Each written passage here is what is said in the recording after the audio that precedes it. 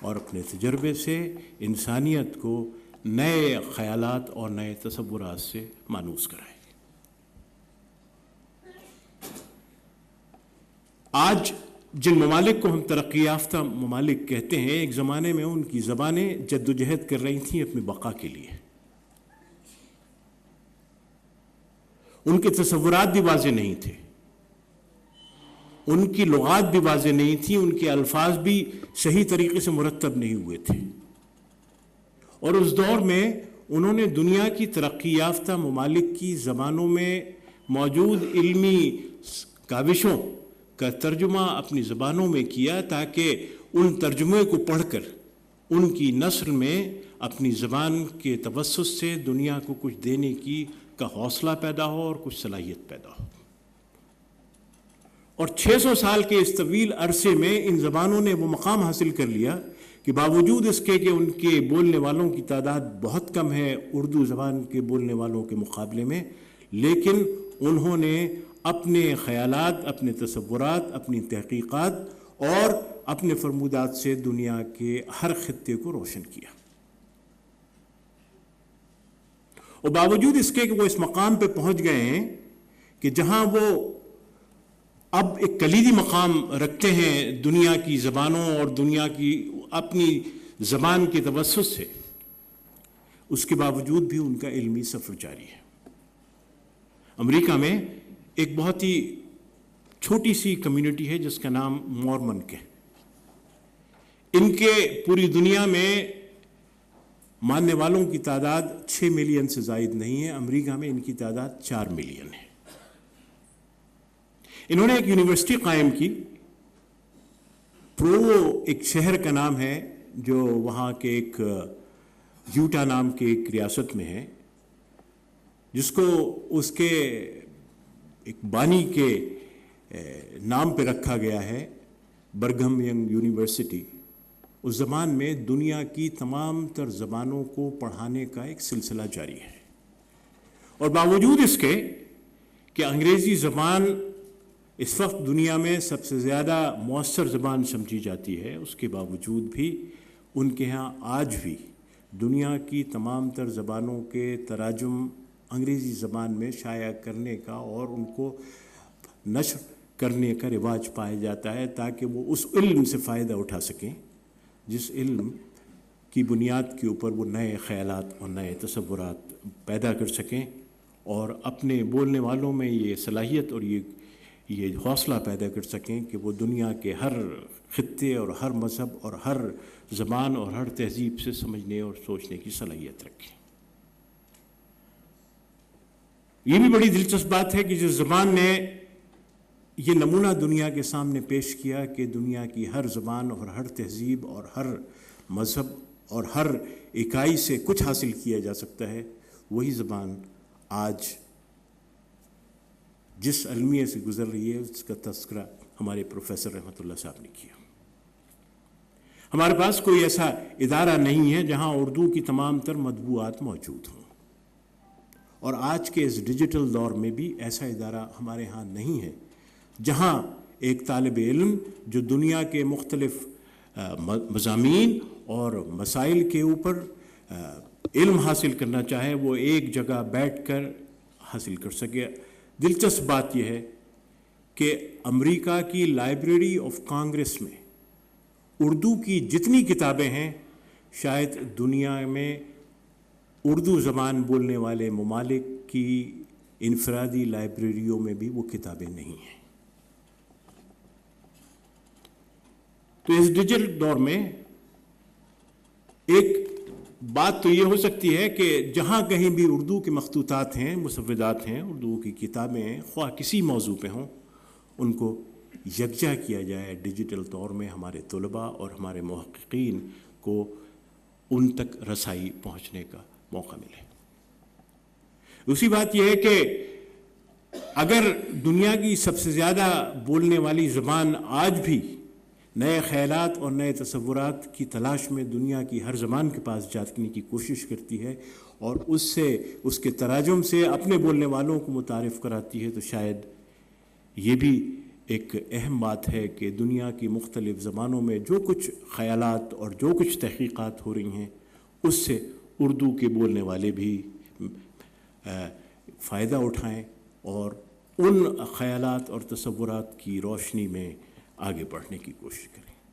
علم اس وقت تک مکمل نہیں ہوگا جب تک کہ دنیا میں آخری انسان موجود ہے، اور اس علم کی رسائی کے لیے اگر اردو زبان سے محبت رکھنے والے اور اردو زبان کو بولنے والے اور اردو زبان کے مستقبل کی فکر کرنے والے ہی اگر نہیں سوچیں گے اور یہ کام محض سرکاروں پر اور متمول لوگوں پہ چھوڑ دیا جائے گا تو شاید کبھی بھی مستقبل محفوظ نہیں رہے گا۔ اردو کا مستقبل محفوظ اس لیے تھا اور اس لیے ہے کہ اس کی سرپرستی عوام نے کی، اور عوام ہی اس سرپرستی کی بنیاد کے اوپر اس زبان کو پھر ایک نیا دور دیں گے۔ آپ تصور کیجئے اس دور کا جہاں یہ زبان نہ صرف اقوام متحدہ میں بولی جائے گی بلکہ یہ زبان سائنس اور سماجی علوم کی زبانوں میں ایک امتیازی مقام حاصل کرے گی، اور اس کے مقالات اور اس کی تحقیقات کی بنیاد کے اوپر دنیا کی مختلف زبانوں میں تصورات اور خیالات پر چرچا ہوگا۔ آپ تصور کیجئے وہ وقت جو آ سکتا ہے جب یہ زبان انہی زبانوں کی طرح جنہوں نے اپنے عوام میں ٹیکنالوجی اور سائنس اور علم کے حصول کے لیے ایک نیا ولولہ اور نیا جوش پیدا کیا تھا، یہ زبان اپنے بولنے والوں میں بھی وہی ولولہ اور جوش پیدا کر سکتی ہے، اور جس طرح سے کہ وہ زبانیں جو کبھی ترقی یافتہ نہ تھیں آج دنیا کے ہر خطے میں اپنا ایک مقام رکھتی ہیں، وہی مقام اردو زبان کو بھی حاصل ہو سکتا ہے، بشرطے کہ وہ لوگ جو اردو کے مستقبل سے اپنے آپ کو وابستہ کرتے ہیں وہ بے ساکھیوں پہ چلنے کے بجائے خود اپنے پیروں پہ کھڑے ہو کر اپنی زبان کو دنیا کے سامنے ایک نئے انداز سے متعارف کرنے کی کوشش کریں۔ ہمارے لیے ضروری ہوتا ہے کہ جب ہم بات کریں تو اردو زبان کے اس عالمگیر اور عالمی پہلو کو نظر انداز نہ کریں، اور اس زبان نے جس طرح سے دنیا کی ہر تہذیب اور ہر زبان اور ہر مذہب اور ہر تصور کو اپنے میں سمو لینے کی ایک شکل دکھائی ہے، اس کو 1947 یا 1952 یا 1967 تک محدود نہ کریں، بلکہ اس کی سرحدوں کو آزاد چھوڑ دیں تاکہ یہ زبان لسانی اعتبار سے بھی فروغ کرے اور دنیا کے ہر علم میں اپنے نقوش اس انداز سے چھوڑے کہ دنیا اس زبان کی وساطت سے نئے تصورات اور نئے خیالات کی طرف بھیج سکے۔ مجھے یقین ہے کہ جو بیڑا ڈاکٹر اسلم پرویز صاحب نے اٹھایا ہے اور جو خواب انہوں نے دیکھا ہے اس کی تعبیر آپ لوگوں کے ہاتھ انجام پائے گی۔ السلام علیکم ورحمۃ اللہ وبرکاتہ۔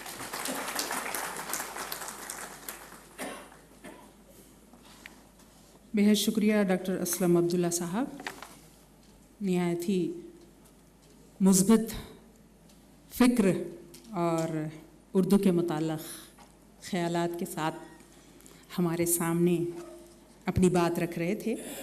یقیناً آپ کا خطاب ان تمام افراد کے لیے بے حد اہم ہے جو اکثر اپنے ذہنوں میں یہ تہدیدات رکھتے ہیں کہ اردو ختم ہو رہی ہے، جبکہ آپ نے جس طرح کے اعداد و شمار بتائے اور جس طرح سے بات ہمارے سامنے رکھی یقیناً وہ خوش آئند ہے۔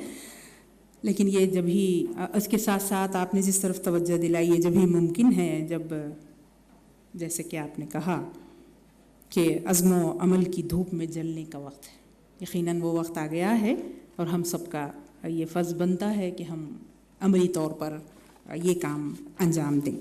آئیے ہمارے درمیان ایک اور مہمان تشریف فرما ہیں، professor S A R Bilgrami صاحب، میں ان سے بھی ادباً درخواست کرتی ہوں کہ وہ اپنے خیالات کا اظہار کریں۔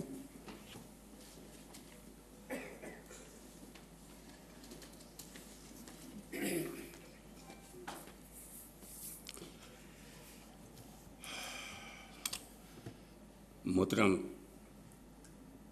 وائس چانسلر پرویز صاحب، خواتین و حضرات، میں اردو زبان کے مسئلے کے سلسلے میں چند مشاہداتی تجزیے آپ کے سامنے پیش کرنے کی کوشش کر رہا ہوں۔ مشاہداتی تجزیے،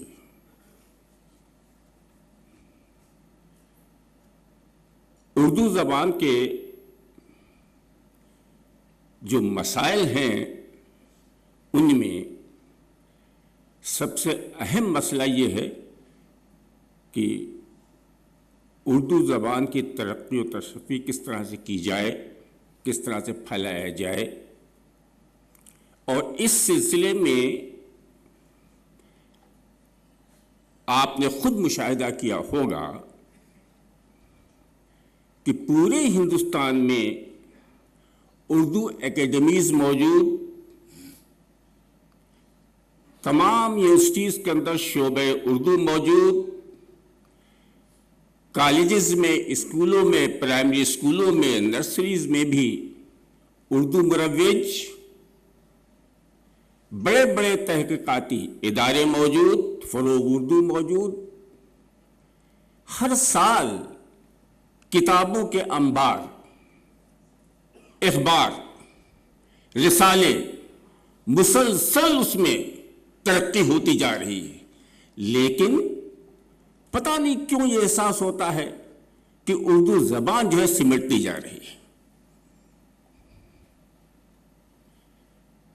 یہ سب کے سب باہری ترقی، اداروں کی پشت پناہی موجود، مسلسل جلسے ہوتے ہیں، سیمینارز ہوتے ہیں، تقریریں ہوتی ہیں، مسائل کے اوپر روشنی ڈالی جاتی، یہاں سے لے کر سرکار تک کی ساری پشت پناہی موجود اردو زبان کے لیے، لیکن زبان سمٹتی جا رہی ہے۔ اور کیسے سمٹتی جا رہی؟ گھر میں کوئی بچے جب کوئی تقریب ہوتی ہے تو ہندی میں اردو لکھ کر کے پڑھتے ہیں، اسکولوں میں جب تقریریں ہوتی ہیں، کمپٹیشن ہوتا ہے تو بچے ہندی میں اردو لکھ کے لے کے جاتے ہیں، کہیں جلسے میں، کسی سماجی اور ثقافتی تقریب میں بچے جو ہیں وہ ہندی میں تقریریں، اردو میں تقریریں ہندی میں لکھ کر لے جاتے ہیں۔ آپ نے آج تک کبھی ریلوے اسٹال کے بک اسٹالوں کے اوپر اردو کے پرچے رکھے دیکھے؟ آپ نے کسی اعلیٰ معیاری بازاروں کے بک اسٹال پر کوئی اردو کی کتاب رکھے دیکھی؟ میں نے تو نہیں دیکھی۔ کسی اچھے بک اسٹالز کے اوپر کوئی اردو کی کتاب نظر نہیں آتی، کوئی رسالے نظر نہیں آتے، ریلوے کے بک اسٹالوں پر کہیں پرچے نظر نہیں آتے اردو کے، کوئی اخبار نظر نہیں آتے۔ یہ سب کے سب جتنا بھی ہے، یہ سب کے سب اردو بستیوں میں جو چھوٹے چھوٹے بک اسٹالز ہیں وہیں پر سمٹ کے رہ گئے ہیں سب کے سب۔ کہیں بھی ہم نے ان رسالوں کو عام نہیں دیکھا۔ وجہ کیا ہے؟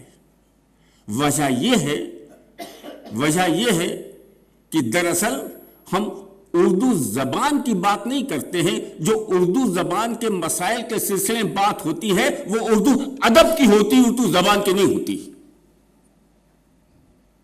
ہماری ساری توجہ اس بات پہ ہے کہ ہم غالب، میر، اقبال اور اس طرح کے جتنے بھی کلاسیکی شعراء ہیں ان پر توجہ مرکوز رکھیں۔ ادبی تنقیدیں ہوتی رہتی ہیں، تنقیدی مضامین آتے رہتے ہیں، ان کی کتابیں ہوتی رہتی ہیں. وہ ایک سرکل ہے, ایک دائرہ ہے جس میں اردو ادب کی ہو رہی ہے خدمت, اردو زبان کی خدمت نہیں ہو رہی ہے. جتنے بھی آپ کانفرنسز دیکھ لیجئے, پرچے دیکھ لیجئے, دہلی کے اندر تو تمام موجود ہیں. غالب اکیڈمی موجود ہے, غالب انسٹیٹیوٹ موجود ہے, خود جامعہ ملیہ میں اردو ڈپارٹمنٹ موجود ہے. ان کے تمام پروگراموں کو دیکھ لیجئے. آئے دن کسی ناول کے اوپر, کسی ڈرامے کے اوپر, کسی سفرنامے کے اوپر, ان سب چیزوں کے اوپر اقبال کے, میر کے, انیس کے, دبیر کے, اقبال کے, ان سب کے اردو کے سلسلے میں ہو رہی ہے. اردو زبان کے سلسلے میں کوئی بات نہیں کرتا. وجہ اس کی یہ ہے کہ ہم نے زبان کو گھر سے باہر نکال دیا ہے. اردو زبان گھر میں نہیں بولی جاتی. ایک چھوٹی سی مثال دیتا ہوں. میرے ایک پروفیسر گھر میں آئے, شام کا وقت, لائٹ چلی گئی. میں نے اپنی بیٹی سے کہا, بیٹی ذرا شمع روشن کر لاؤ. چونک گئے پروفیسر. کہنے لگے, بلگرامی صاحب آپ نے کیا بولا؟ میں نے کہا کہ میں نے اپنی بیٹی سے کہا شمع روشن کر لاؤ, یہ نہیں کہا موم بتی جلا لاؤ. یہاں پر اردو کا مسئلہ ہے, یہاں پر زبان کا مسئلہ ہے. ہم نے اس زبان کو اپنے گھر سے باہر کر دیا ہے. باہر جائیے تو کہیں آپ کو اردو نظر نہیں آتی, اردو بولتے نظر نہیں آتے. ایک چھوٹا سا اور بھی ہم آپ کو واقعہ بتا دیں. ریلوے پہ ریزرویشن میں جس وقت, یہ تو آج کا سسٹم ہے, پہلے ریزرویشن جو ہوا کرتا تھا وہ رجسٹر پہ لکھا جاتا تھا, نام بھر کے دیا جاتا تھا. اس پر میرے بڑے بھائی نے اپنا نام جعفر رضا لکھا تھا, لیکن جعفر رضا کی جگہ پر اس نے لکھ دیا ظافر رضا. بڑے بھائی نے ٹوکا کہ بھائی میرا نام جعفر رضا ہے, ظافر رضا کیوں لکھا؟ کہ ان کی طرف یہی ٹھیک ہے. انہوں نے کہا کہ یہی ٹھیک ہے تو پھر جمنا کو زمنا کیوں نہیں بولتے ہو بتاؤ؟ اگر تم جمنا کو زمنا بولو تو مجھے کوئی شکایت نہیں ہوگی, کس سے جعفر رضا کو تم ظافر رضا لکھو. دیکھیے زبان کا مسئلہ یہاں سے ہے. زبان اصل میں صرف اظہار خیال نہیں ہے, ایک کلچر ہے, ایک تہذیب ہے, ایک معاشرت ہے جو ماں کی گود سے پرورش پاتی ہے, گھر میں پرورش پاتی ہے. جب ہم اس کو گھر سے نکال دیتے ہیں تو پھر کہیں نہیں. ہم اوپری طور پر چاہے جیسے بھی ادارے بناتے رہیں, چاہے جیسے بھی اپنی جگہ پر کام کرتے رہیں, ان سب میں ہم کو باہر ہمیشہ اجنبیت کے احساس رہے گا. دوسری سب سے اہم بات یہ جو ہمارے آبزرویشن میں ہے, مشاہدے میں, وہ یہ کہ زبان کی اپنی ایک کشش ہوتی ہے, ایک ضرورت ہوتی ہے, اور یہ ضرورت روزگار سے منسلک ہے. آج کسی نوجوان سے کہیے, پوچھئے, ہمیشہ یہی کہتا ہے کہ بھائی میں اردو میں پڑھ کے کیا کروں گا, مجھے کون سی نوکری مل جائے گی؟ تو نوکری چھوٹی موٹی مل جائے وہ بات دوسری ہے, کون سی اعلیٰ نوکری مل جائے گی, کون سے ہمارا I A S, P C S, staff selection commission, banking commission, railway commission, بڑی بڑی طور, اس میں کہاں اردو ہے؟ تو جب تک زبان میں کشش نہیں پیدا کریں گے, ضرورت کا احساس نہیں پیدا کریں گے, اس تک زبان کو پرورش نہیں مل سکتی, اس کو صحت مندی نہیں مل سکتی. اس لیے ضروری ہے کہ زبان کے ساتھ روزگار کو جوڑا جائے. یہ یقین ہو کہ ہم اردو پڑھ کر کے جائیں گے تو سماج میں باعزت طریقے سے نوکری پائیں گے.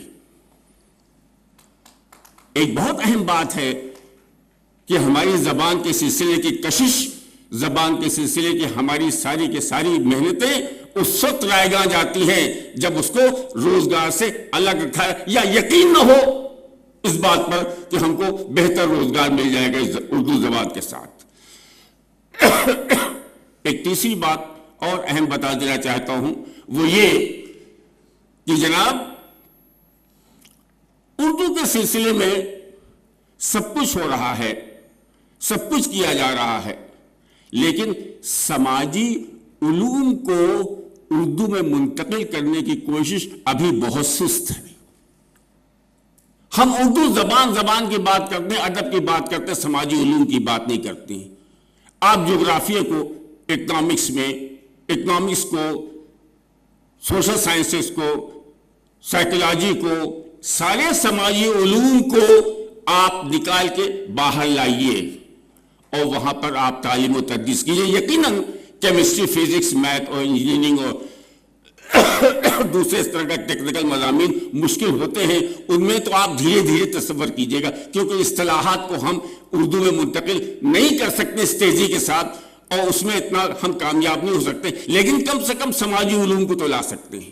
اور یہاں سماجی علوم کے ساتھ ایک سب سے بڑی مشکل یہ ہے کہ ہم سماجی علوم کو ہمیشہ جو درسی کتابیں ہیں وہیں پر محدود کیے ہوئے ہیں. ان سماجی علوم کو آپ درسی کتابوں سے نکال کر کے روزمرہ کی زندگی میں شامل کر دیجئے اردو زبان کے ساتھ, تب آپ دیکھیے کہ اردو میں کتنی کشش پیدا ہوگی.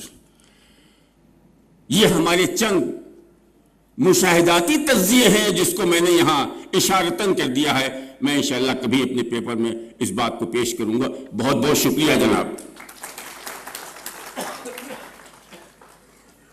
بہت شکریہ professor S A R Bilgrami صاحب, جو اردو زبان کے مسائل کی طرف ہماری توجہ دلا رہے تھے. یقیناً وہ کرب تھا جو ان کی زبان سے ادا ہو رہا تھا. میں یہ یقین رکھتی ہوں دل سے جو بات نکلتی ہے وہ اثر رکھتی ہے, یقیناً اس کا اثر ہوگا.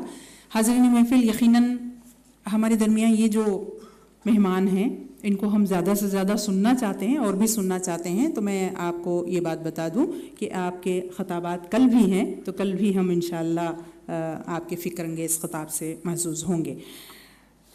حاضرین, آئیے تھوڑا سا پروگرام کی نوعیت کو بدلتے ہیں اور کتابوں کی, جب سماجی علوم کی بات ہوتی ہے تو کتابیں بھی ہمارے لیے بہت ضروری ہوتی ہیں.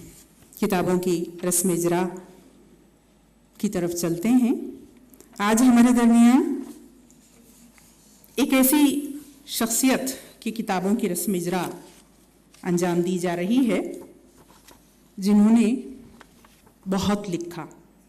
میری مراد ڈاکٹر عبدالقیوم صاحب سے ہے. عبدالقیوم صاحب ایسوسیٹ پروفیسر ہیں نظم و نسق عامہ میں, شعبہ نظم و نسق عامہ میں آپ ایسوسیٹ پروفیسر ہیں. آپ کی پہلی کتاب اردو میں 2002 میں شائع ہوئی اور 2017 تک, یعنی کل 15 برسوں میں آپ نے 18 کتابیں لکھی ہیں اردو میں.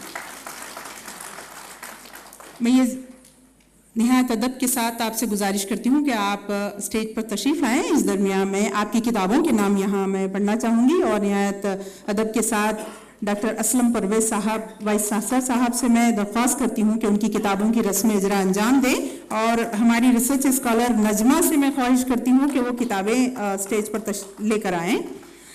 ڈاکٹر عبدالقیوم صاحب کی کتابوں کے میں نام یہاں دہرانا چاہوں گی. امریکی خلیج فارس پالیسی اور سعودی عرب, علم سیاسیات, تصورات, نظریات و ادارے, ماحولیاتی سائنس, ہندوستان کا نظم و نسق, تاریخ ہندوستان, عوامی پالیسی. یہ کتاب 2009 میں مولانا آزاد نیشنل اردو یونیورسٹی نے شائع کی.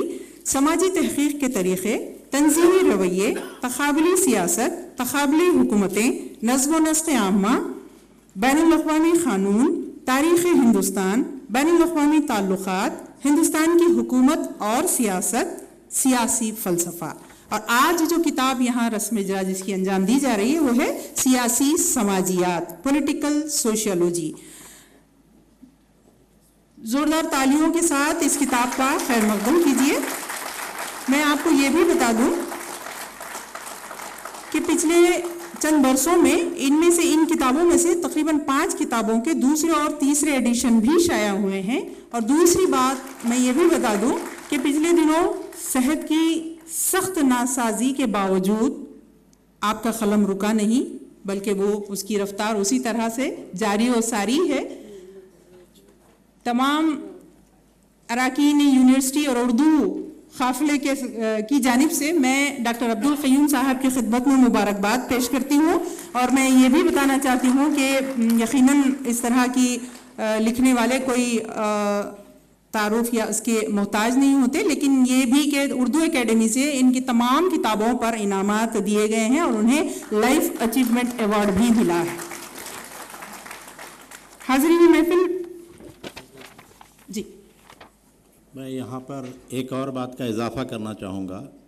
نہ صرف انہوں نے کتابیں لکھی ہیں بلکہ اس کے لیے لاکھوں کا روپیہ اپنے جیب سے خرچ کیا ہے، اور یہ بھی قابل تعریف بات ہے۔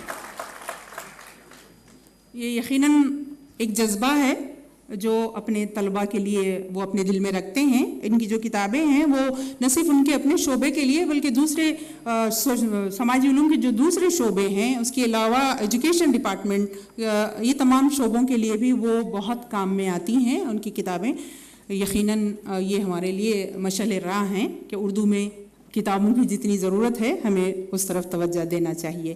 حاضرین محفل، جب ہم کتابوں کی بات کرتے ہیں یا درس و تدریس کی بات کرتے ہیں تو یہ بھی ہمارے لیے ضروری ہو جاتا ہے کہ ہم اپنے ریسرچ اسکالرس یا طلباء کی بھی ہمت افزائی کریں۔ میں ہمارے وائس چانسلر صاحب کی توجہ چاہوں گی کہ اس وقت آپ سے بلکہ گزارش کروں گی کہ چند ریسرچ اسکالرس کی کتابیں بھی آج ہمارے پاس آئی ہیں، ان کی رسم اجرا بھی آپ انجام دیں، اس لیے کہ ایک طرح کی یہ حوصلہ افزائی ہوگی۔ یہ جو ریسرچ اسکالرس ہیں وہ شعبہ تعلیم نسواں سے تعلق رکھتے ہیں۔ ایم فل کے لیے انہوں نے 2009 اور 10 کے موقع پر انہوں نے ایم فل کا اپنا مقالہ مکمل کیا تھا۔ میں نے ایک چھوٹی سی کوشش یہ کی کہ اس پر نظر ثانی یا اس میں سے کچھ حصے کو پھر سے دوبارہ لکھوایا یا اس کی نظر ثانی کی، پھر اسے اردو اکیڈمی میں داخل کیا تو وہاں سے انہیں مالی تعاون ملا اور ان کی کتابیں شائع ہو کر آ گئی ہیں۔ تو سب سے پہلے میں آمنہ تبسم کی جو کتاب ہے، خاندانی عدم توازن، اسباب و عوامل اور خواتین پر ان کے اثرات، یہ کتاب یہاں رسم اجرا انجام ہو رہی ہے اس کتاب کی۔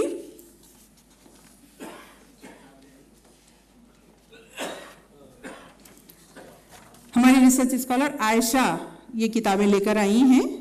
یہ کتاب ہے آمنہ تبسم کی۔ آمنہ تبسم سینٹر فار وومن اسٹڈیز میں ریسرچ فیلو کی خدمات انجام دے رہی ہیں۔ ان کی کتاب کا عنوان ہے خاندانی عدم توازن، اسباب و عوامل اور خواتین پر ان کے اثرات۔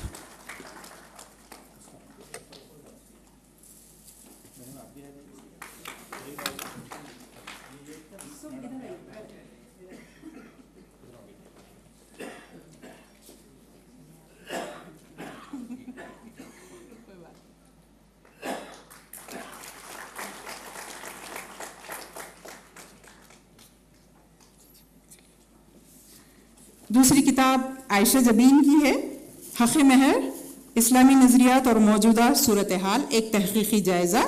اس کتاب کو لے کر آ رہی ہیں انوشا۔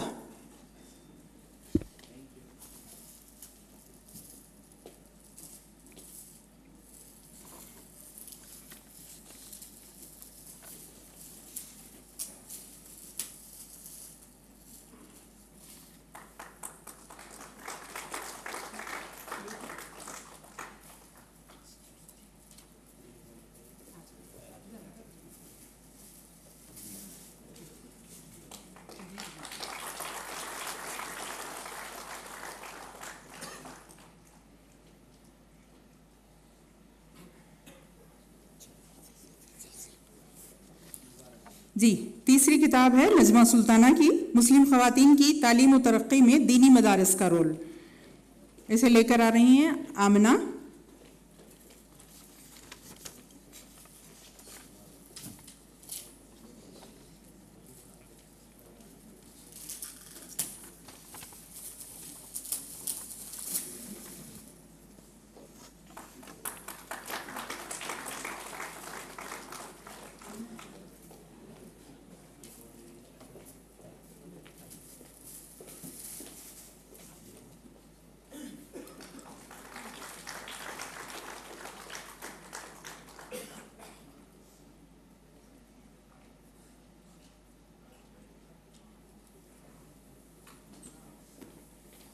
ज़ोरदार तालियों के साथ इन रिसर्च स्कॉलर्स का हौसला बढ़ाइए। यकीनन इस तरह की छोटी छोटी कोशिशें अगर होंगी तो मुझे उम्मीद है कि आइंदा सोशल साइंस कांग्रेस में बहुत सारे हमारी और भी स्कॉलर्स की किताबें शाया होंगी और हमारे हाथों में होंगी। यकीनन हम ये यकीन रखते हैं कि ये किश्त वीरा नहीं है, बल्कि ज़रा नम हो तो ये मिट्टी बड़ी ज़रख़ेज़ है साक़ी। हाज़रीन महफ़िल, इसी प्रोग्राम को थोड़ा सा और आगे बढ़ाते हुए आज हमारे दरमियान जो मेहमान हैं या वो माहिरीन जो यहाँ तशरीफ़ लाए हैं, उनकी खिदमत में यादगारियाँ या मेमेंटो पेश करना भी हमारा फ़र्ज़ समझते हैं हम। तो इस खूबसूरत फरीज़े की अंजामदही के लिए मैं डॉक्टर असलम परवेज़ साहब से अदबन गुजारिश करती हूँ कि वो सबसे पहले हमारे मेहमान ख़ुसूसी प्रोफेसर इश्तियाक अहमद ज़िल्ली साहब की खिदमत में मेमेंटो पेश करें।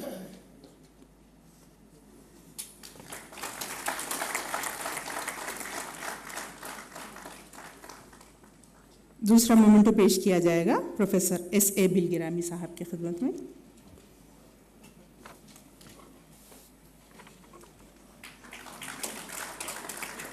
इसके बाद डॉक्टर असलम अब्दुल्ला साहब की खिदमत में मोमेंटो पेश किया जाएगा।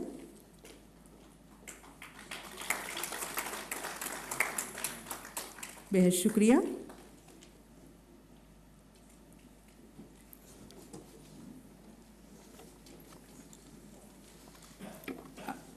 जैसे कि मैंने कहा कि हमारे दरमियाँ और भी काबिल शख्सियात मौजूद हैं जिनके ख़िताब हम इस इफ्तिताही इजलास के बाद सुनेंगे या फिर कुछ हम कल भी सुनेंगे। तो हम ये अवलीन फरीज़ा समझते हैं कि उनकी खिदमत में भी हम अपना मेमेंटो पेश करें। तो इस खिदमत के लिए मैं प्रोफेसर शकील अहमद साहब से गुजारिश करती हूँ कि वो डाइस की इस जानिब तशरीफ़ लाएँ, और मैं प्रोफेसर हसीना हाशिया मैडम से अदबन गुजारिश करती हूँ कि वो डाइस पर तशरीफ़ लाएँ और उनकी खिदमत में हम मेमेंटो पेश करेंगे। प्रोफेसर हसीना हाशिया साहबा, जैसा कि हम में से बहुत सारे ये बात जानते हैं कि आपका ताल्लुक़ जामिया मिलिया इस्लामिया से हैं और आप डिपार्टमेंट ऑफ ज्योग्राफ़ी से ताल्लुक़ रखती हैं। तकरीबन 23 बरसों से ज़्यादा आपका तदरीस का तजुर्बा है।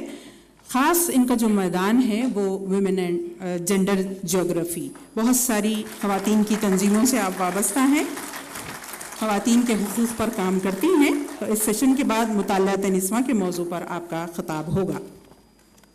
बेहद शुक्रिया मैम। एक और शख्सियत प्रोफेसर S.M. साजिद साहब की है, मैं उनसे भी अदबन दरख्वास्त करती हूँ कि वो शय नशीन पर तशरीफ़ लाएँ।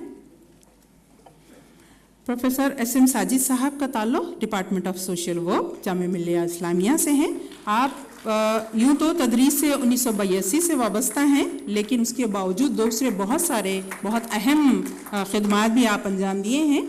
कई बरसों तक प्रो वाइस चांसलर भी रहे और उन्हें इंचार्ज वाइस चांसलर की खिदमत अंजाम देने का भी एजाज़ हासिल है। इसके अलावा वो रजिस्ट्रार भी रहे हैं।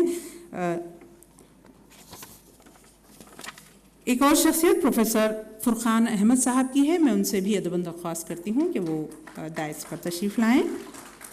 आपका ताल्लुक़ डिपार्टमेंट ऑफ पॉलिटिकल साइंस से है, जामिया मिलिया इस्लामिया से ये ताल्लुक़ रखते हैं। इनका जो स्पेशलाइजेशन है वो personal administration, development administration and administrative theory.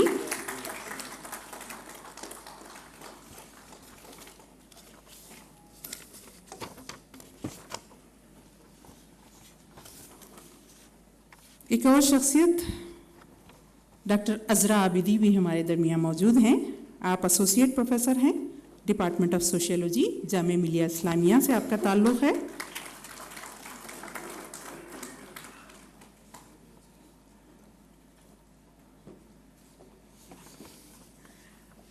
ये जो माहिरीन उलूम हैं, इनका मुकम्मल तफसीली तारुफ हम इन दूसरे इजलासों में हम सुनेंगे। यहाँ मुख्तसरन बस इनके ताल्लुक़ से मैं कह रही हूँ। एक और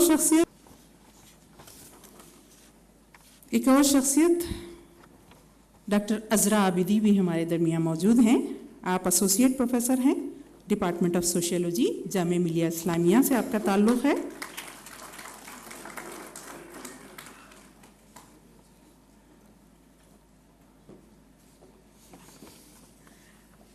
ये जो माहिरीन उलूम हैं, इनका मुकम्मल तफसीली तारुफ हम इन दूसरे इजलासों में हम सुनेंगे। यहाँ मुख्तसरन बस इनके ताल्लुक़ से मैं कह रही हूँ। एक और शख्सियत डॉक्टर एम मुहिबुल हक, मैं उनसे भी ख्वाहिश करती हूँ कि वो डायस पर तशरीफ़ लाएँ। आप एसोसिएट प्रोफेसर हैं department of political science, Aligarh university से इनका ताल्लुक़ है।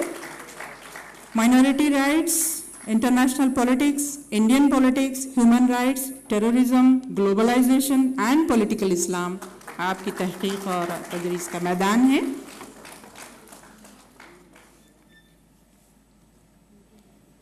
बेहद शुक्रिया प्रोफेसर शकील अहमद साहब, आप तमाम अपनी नशिस्तें लें। ज़ाहिर है इतने सारे जो माहिरीन समाजी उलूम यहाँ हमारे दरमियान मौजूद हैं, तो गोया लग रहा है कि मौलाना आज़ाद नेशनल उर्दू यूनिवर्सिटी के आसमान पर कहकशां उतर आई है। मैं एक बार फिर आप तमाम को मुबारकबाद पेश करती हूँ। और यकीनन माहौल इस तरह का बना है तो एक शेर मेरे भी जहन में आ गया, अब न होगा तारीकी का कहीं नामो निशां, अब न होगा तारीकी का कहीं नामो निशां, इतने चांद जो ज़मीं पर उतर आए हैं। इसी ख्याल के साथ मज़ीद इस प्रोग्राम को आगे बढ़ाते हैं और निहायत अदब व एहतराम के साथ प्रोफेसर इश्तियाक अहमद ज़िल्ली साहब से दरख्वास्त करती हूँ कि वो अपने ख्यालात का इजहार करें।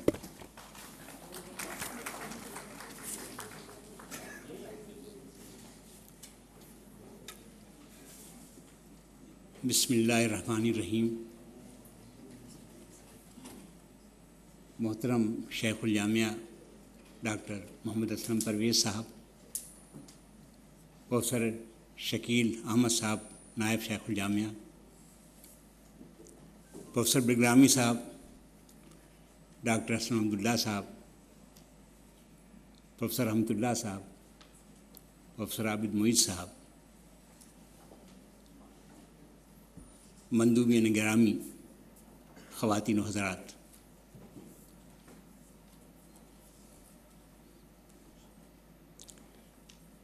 बाज़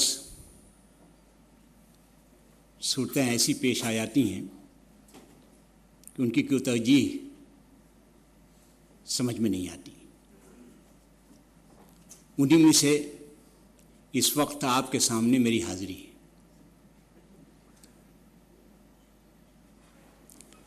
कहीं पढ़ा था कभी कि those also serve stand and wait. I am here to stand and wait, and I hope that will serve the purpose. Aligarh Muslim university जो मेरी मादर दस्तगाह है, हमारे मोहतरम शेखुल जामिया की भी, और यहाँ बहुत से मौजूदीन दूसरे स्कॉलर्स की भी, और जहाँ ज़िंदगी भर मैंने तदरीस का फरीज़ा अंजाम दिया शोबे तारीख़ में,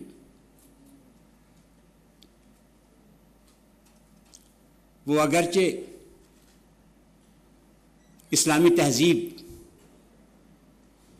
इस्लामी विरासत की मरकज़ है, और जब दिल्ली लुट गई, मुसलमानों का इक़्तिदार ख़त्म हो गया, उनकी वो तहज़ीब जो 800 साल पहले सेंट्रल एशिया से उनके साथ आई थी, इन 800 सालों में इस मुल्क में लोगों के दिलों पर उसने हुकूमत की थी। बड़ी खूबसूरत तहज़ीब, बड़ी दिलावेज़ तहज़ीब, उसके रहने की कोई जगह न रही तो सर सैयद अहमद ख़ान ने अलीगढ़ में मुसलमानों के सियासी ज़वाल के बाद एक इल्म व दानिश की एक नई दारुल हुकूमत कायम की। कभी कभी बल्कि बार बार मुझको ये ख्याल आया कि जिन हालात में उस वक्त हम मुसलमान गिरफ्तार थे और सर सैयद के सामने जो अजीम मिशन उस वक्त था, क्या उसके लिए वाकई जामा मस्जिद जैसी हसीन और जमीन और पुरशकोह मस्जिद की ज़रूरत थी? क्या स्टैची हॉल की ज़रूरत थी? क्या विक्टोरिया गेट की ज़रूरत थी? इससे कहीं कमतर मामूली इमारतों से वो काम चलाया जा सकता था जो उस वक्त पेश नज़र था। और अगर اس صورتحال کو بھی سامنے رکھا جائے کہ سر سید کو کیسی کیسی زحمتیں پیش آئیں ضروری وسائل کے حصول کے لیے، تو یہ بات زیادہ قرین قیاس نظر آتی ہے کہ معمولی طور پر کچھ کام چلاؤ قسم کے انتظامات کر لیے گئے ہوتے، لیکن سر سید نے ایسا نہیں کیا. کیوں نہیں کیا؟ ایک سوال ہے اپنی جگہ پر، اس کا جواب چاہتا ہے. جواب یہ ہے کہ مسلمانوں کے اندر جو محرومی کا احساس تھا، جو مظلومیت کا احساس تھا، جو ہزیمت خوردگی کا احساس تھا، جو شکست کا احساس تھا، اس سے نجات کا ایک راستہ انہوں نے پیدا کیا کہ وہ حکومت تو گئی، ایک نیا دارالحکومت ہم تعمیر کرتے ہیں، اور اس کے ذریعے سے مسلمانوں کی اس تشنگی کا بھی جواب ہو اور ان کی تہذیب کو، ان کو تمدن کو ایک جگہ بھی ملے. وہ جگہ ملی. اسی تہذیب و تمدن کے ساتھ اردو زبان وہاں آئی. اردو زبان کے سلسلے میں علی گڑھ کا اور اس کے عظیم مؤسس کا جو کردار ہے وہ ناقابل فراموش ہے. آپ سب جانتے ہیں کہ اردو کو اس لائق بنانے کا فریضہ ہے کہ اس کے ذریعے سے علوم کی ترسیل کا کام کیا جا سکے، مختلف دقیق علمی مسائل پر بھی لکھا جا سکے. یہ کام سر سید نے انجام دیا. لیکن اس کے باوجود ایک حالات کی ایک عجیب ایک تضاد رہا کہ اردو زبان پنپتی رہی، پڑھتی رہی علی گڑھ میں، لیکن علی گڑھ کا ذریعہ تعلیم ہمیشہ انگریزی رہا، اور آج بھی ذریعہ تعلیم انگریزی ہے. چنانچہ وہاں کے ایک طالب علم، ایک استاذ کو ذرا ان چیزوں سے کا تجربہ کم ہو پاتا ہے جو اردو کی تدریس کے سلسلے میں عام طور پر پیش آتے ہیں. مجھے خیال گزرا کہ اردو کے سلسلے میں جو سب سے بڑا تجربہ ہوا ہندوستان میں، اسی شہر فرخندہ حیدرآباد میں جامعہ عثمانیہ کے سلسلے میں، اس میں جن دو شخصیتوں کا سب سے بڑا کارنامہ تھا، میرا فکری نسب نامہ انہی سے ملتا ہے. مولانا حبیب الدین فراہی اور ان سے پہلے علامہ شبلی نعمانی. 1907 تک حیدرآباد میں کا اپنا کوئی تعلیمی نظام مستقل نہیں تھا. دارالعلوم جو کہ یہاں سب سے بڑا تعلیمی ادارہ تھا، اس کے امتحانات پنجاب یونیورسٹی کے تحت ہوا کرتے تھے. افسوسناک بات تھی، لیکن تھی ایسی ہی. سن 1907 میں پنجاب یونیورسٹی نے یہ فیصلہ کیا کہ اب ہم حیدرآباد کے امتحانات یہاں نہیں کرائیں گے. تو حیدرآباد کے سامنے کا عجیب و غریب صورتحال پیدا ہوگی. اپنا کوئی نظام نہیں، اور جو اپنا ادارہ ہے، ایک ہی ادارہ جو بڑا ادارہ تھا، اس کے امتحانات کا کوئی ذریعہ نہیں. علامہ شبلی نعمانی کو بلایا گیا جو یہاں اس سے پہلے رہ چکے تھے کہ آپ اس کا کوئی نظام بنائیے. انہوں نے ایک یونیورسٹی کا خاکہ بنایا. اس کی تفصیلات ہیں، اس میں جانا مناسب نہیں. اور پھر جب وہ سلسلہ شروع ہوا تو اس کے پہلے پرنسپل کے طور پر مولانا حبیب الدین فراہی کا تقرر ہوا. ان دونوں بھائیوں نے، مولانا شبلی کے بھائی ماموزاد بھائی مولانا فراہی اور شاگرد، ان دونوں بھائیوں نے اردو کے ذریعہ تعلیم بنانے کے سلسلے میں جو غیر معمولی خدمات انجام دی ہیں، عثمانیہ کے تخیل کو آگے بڑھانے کے سلسلے میں جو خدمات انجام دی ہیں، وہ غیر معمولی ہیں. اور غالباً ہمارے محترم وائس چانسلر صاحب جب یہ فیصلہ کر رہے تھے کہ ایک میرے اوپر اس نوازش اور کرم کا، تو شاید ان کے ذہن میں بات رہی ہو. بہرحال میں سراپا سپاس ہوں، بے حد شکر گزار ہوں، اور کہ میں اس کو تاریخی سمجھتا ہوں. یہ کوئی عام واقعہ نہیں ہے. بڑے بڑے سیمینار ہوتے ہیں، بڑی بڑی کانفرنسز ہوتی ہیں، ان کے اچھے نتائج بھی برآمد ہوتے ہیں، اعلیٰ درجے کی تحقیقات پیش کی جاتی ہیں جن کے اثرات بھی مرتب ہوتے ہیں، لیکن کوئی انقلابی قدم اکثر ان میں سے کسی کو نصیب نہیں ہوتا. کہ ان کا کوئی انقلابی اثر کسی کے اوپر پڑے۔ آج یہ جو تاریخی کانفرنس ہو رہی ہے، آج جس درخت کی ایک بنیاد ہم ڈال رہے ہیں، جس عمارت کی بنیاد ہم ڈال رہے ہیں، جناب شیخ الجامعہ کی قیادت اور نگرانی میں، ان کی سرپرستی میں، انہی کی کوششوں کے نتیجے میں، انہی کی ویژن کے پرسوینس میں، مجھے یقین ہے کہ وہ اگلے کچھ برسوں میں ایک تناور درخت کی صورت میں ہمارے سامنے ہوگا۔ اور سائنسی علوم جو اب اردو میں پڑھانے کا، سماجی سائنس کے جو علوم، سماجی علوم جو اردو میں پڑھانے کا رواج تقریباً ختم ہو گیا ہے۔ جامعہ ملیہ اسلامیہ میں ظاہر ہے کہ لوگ اکثر و بیشتر پہلے زمانے میں اردو میں چیزیں تعلیم پڑھائے، لیکن مجھے معلوم نہیں صحیح اس کا صورتحال۔ تاریخ کے سلسلے میں نے پوچھا اپنے ایک دوست سے، کہاں ایک آدھ لوگ اب بھی کبھی کبھی اردو میں پڑھا لیتے ہیں۔ تو جب جامعہ ملیہ کی صورتحال یہ ہے، اس لیے کہ جو ریکروٹمنٹ ہو رہا ہے، جو لوگ آ رہے ہیں وہ اردو سے واقف نہیں ہے۔ اردو کی صورتحال وہ بھی ہے جو ڈاکٹر اسد اللہ صاحب نے پیش کی، مایوسی کے کوئی معنی نہیں، انشاءاللہ یہ نکلے گی۔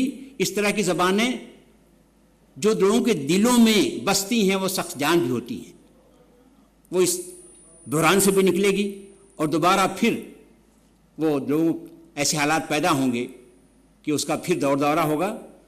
اور لیکن جو باتیں پروفیسر بگرامی نے کہیں وہ بھی مشاہدات پر مبنی ہیں، وہ بے بنیاد نہیں، اور بہرحال لمحیہ فکریہ ہمارے لیے فراہم کرتی ہیں۔ تو اردو زبان جو صرف ایک زبان نہیں بلکہ ایک کلچر ہے، ایک تہذیب ہے، ایک تمدن ہے۔ تو سماجی علوم اب غالباً لے دے کر کے اسی ایک ادارے میں باقی رہ گئی ہے جس میں اس وقت ہم موجود ہیں۔ لیکن کوئی بھی جو کام شروع ہوتا ہے وہ ابتدا میں بہت ابتدائی شکل میں ہوتا ہے، چھوٹا نظر آتا ہے، لیکن پھر دھیرے دھیرے جب دائرہ اختیار اس کا بڑھتا ہے تو اس کی صحیح خد و خال سامنے آتے ہیں۔ ہمیں امید ہے کہ آج یہ تحریک شروع ہو رہی ہے وہ انشاءاللہ برگبار لائے گی۔ ڈاکٹر اسلم پرویز صاحب نے سائنسی مضامین کو اردو کے ذریعے سے جس طرح سے آج برسا برس سے لوگوں کے سامنے لا رہے ہیں، وہ اس کے مقابلے میں یقیناً زیادہ مشکل کام تھا۔ اب ظاہر ہے کہ سائنسی موضوعات پر اردو میں لکھنے والوں کی ایک معتدل تعداد تیار ہو چکی ہے۔ اردو میں اب ضرورت تیار ہونے کی ہے۔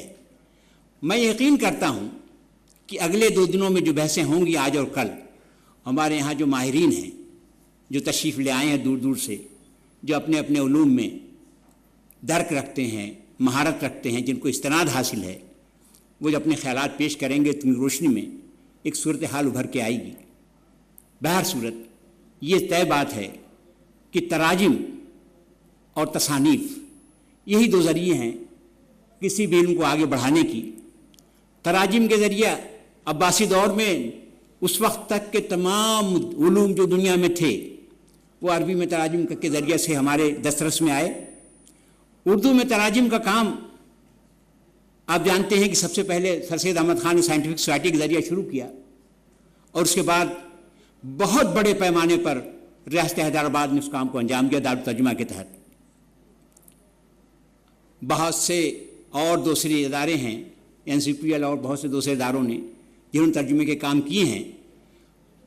اس میں مشکل صرف ایک بڑی مشکل یہ ہے کہ جو ترجمے کئی مرتبہ دیکھنے میں آتے ہیں، اور جو ظاہر ہے طلباء کے لیے بھی اور اساتذہ کے لیے بھی جو اردو ہی کے ذریعے تعلیم بنانا چاہتے ہیں، جن کو وہ ماخذ کے طور پر وہ کام کریں گے، وہ معیاری نہیں ہوتے۔ جو معیار مطلوب ہے، ایسی زبان جو کمیونیکیٹو ہو، بات پڑھنے والے کی سمجھ میں آ جائے، زبان سلیس ہو، انداز بیان قابل فہم ہو۔ کئی مرتبہ ترجمہ اتنا گنجلک اور مغلق ہوتا ہے کہ وہ اصل سے بھی زیادہ مشکل ہو جاتا ہے۔ تو ضرورت اس بات کی ہے کہ یہاں ایگنو کی جو کتابیں یہاں پر ترجمہ ہوئی ہیں، ان میں کچھ کتابیں بہت عمدہ ہیں، ترجمے بہت عمدہ ہیں، بہت زیادہ کا اندازہ نہیں، لیکن کچھ کتابیں یقیناً ایسی ہیں کہ جن کے بارے میں بہت زیادہ استحسان کے الفاظ استعمال نہیں کیے جا سکتے. تو اب ضرورت اس بات کی بھی ہے کہ نہ صرف یہ کہ بنیادی کتابیں جو ہیں وہ فراہم کی جائیں، اس لیے کہ کسی بھی زبان کے ذریعے سے اگر ہم اس کو ذریعہ تدریس بنانا چاہتے ہیں، سماجی علوم میں خاص طور پر، وہ ادبیات کی بات اللہ کی جس طرح عبدالغرامی صاحب نے توجہ دلائی، اس میں بہت کتابیں ہیں، بہت کچھ ہے، بہت کچھ لکھا جو جا چکا ہے اور مسلسل لکھا جا رہا ہے. اور یہ بھی امر واقعہ ہے کہ ہمارے جو رسائل ہیں وہ صرف ادبیات پر ان کا ارتکاز ہے. وہ کسی نہ کسی عنوان سے وہ صرف ادبی معاملات پر لکھتے ہیں. بہت کم رسائل ہیں. ان میں ایک رسالہ میں بطور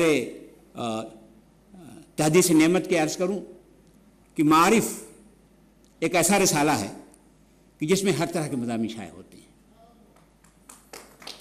اور تقریباً 100-200 سال اس کو پورے ہوئے. ہمارے شیخ الجامعہ تشریف لے گئے تھے وہاں جب 100 سالہ جشن ہم نے کیا تھا اس کا، اور ان 102 سالوں میں کوئی ایک ایشو اس کا مس کبھی نہیں ہوا. اور یہ پورا خزانہ